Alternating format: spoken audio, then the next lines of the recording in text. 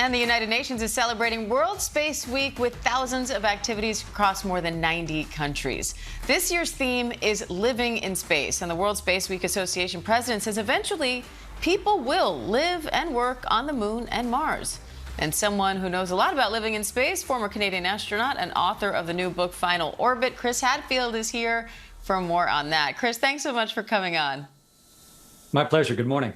Good morning to you. So you have spent more than 160 days living in space, and you posted videos of you singing David Bowie tunes, making your, morning sandwiches, brushing your teeth, everyday activities. So what's it like living in space?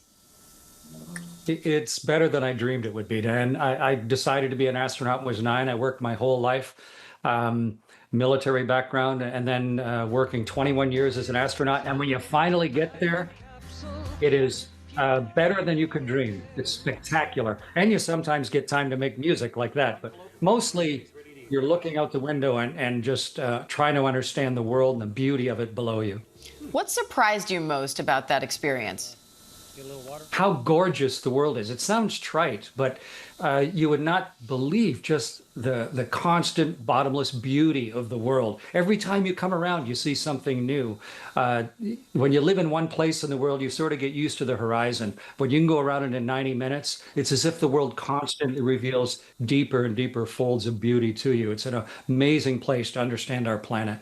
How realistic do you think it is that people will one day live and work on the moon and Mars? Well, there are people going to the moon in February. There's 4 crew members launching from Florida on February 5th is the current date. The Chinese have said absolutely no question. They'll have their astronauts walking on the moon in 4.5 years. So, yeah, it's coming fast, and they've been doing all the building blocks. Eventually, Mars, but Mars is a lot harder to get to than the moon is. The moon's only 3 days away. Mars is 200 million miles away. But eventually, used to be impossible to fly in space. And we've been living on the space station for the last 25 years. And you mentioned China. Yesterday, I spoke with Bill Nye about his efforts urging lawmakers to save NASA science funding from budget cuts. And he told me it's especially urgent because China's advancing its space science efforts as the U.S. considers retreating. What do you think's at stake in this new space race? Well, the moon, if you peeled it and laid it on a map, it'd be bigger than Africa.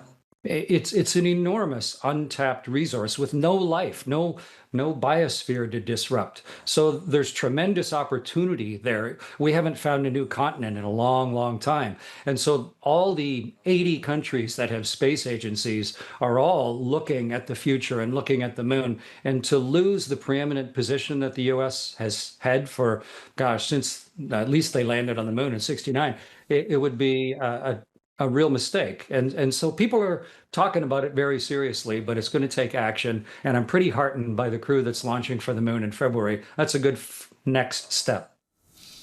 And let's talk about your new book, because it is fiction, but it includes some real history and some real insight into the geopolitics of space. So what do you hope people take away from Final Orbit? I think it's important when you're looking at a book like this to think about why characters are doing what they're doing, whether they're from China, whether they're from Russia, whether they're from the United States or another country. People normally just do what they think is right. And that's true right up to the top of the political level. And I really try and bring all of that to life.